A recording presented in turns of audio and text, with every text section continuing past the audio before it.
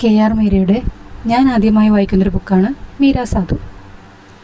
നമ്മൾ ജീവിതത്തിലെടുക്കുന്ന ഓരോ തീരുമാനങ്ങളും എത്രത്തോളം വിലപ്പെട്ടതാണെന്നും അതെങ്ങനെയൊക്കെ നമ്മുടെ ജീവിതത്തെ ബാധിക്കുമെന്നും മനസ്സിലാക്കാൻ ഒരുപക്ഷെ ഈ പുസ്തകം നമ്മെ സഹായിച്ചിരിക്കും. ഇതിലെ അവസാന താളും മറിച്ചു പോകുമ്പോൾ എവിടെ നിന്നോ മുഴുകുന്നത് കേൾക്കാം. പുരുഷൻ്റെ സ്നേഹവും സ്ത്രീയുടെ സ്നേഹവും രണ്ടും രണ്ടാണ്. പുരുഷൻ അവളെ ആഹ്ലാദിപ്പിക്കുന്നവളെ മാത്രമേ സ്നേഹിക്കാൻ കഴിയൂ. സ്ത്രീക്ക് അവരെ വേദനിപ്പിക്കുന്നവരെയും സ്നേഹിക്കാൻ കഴിയും. നിനക്കവനെ കാണാതിരിക്കുമ്പോഴേക്ക് കാണണമെന്ന് തോന്നാറുണ്ടോ? നെഞ്ചോട് ചേർത്ത് പിടിക്കണമെന്ന് തോന്നാറുണ്ടോ? തമ്മിൽ പിരിയുമ്പോഴേക്ക് ഈ ലോകം തന്നെ ശൂന്യമായി എന്ന് തോന്നാറുണ്ടോ? തീവ്രമായ വായനാനുഭവം. പ്രേമം വിഷമാണ്. മാധവൻ അതെനിക്ക് തന്നു. പക്ഷേ ഞാൻ മരിച്ചില്ല.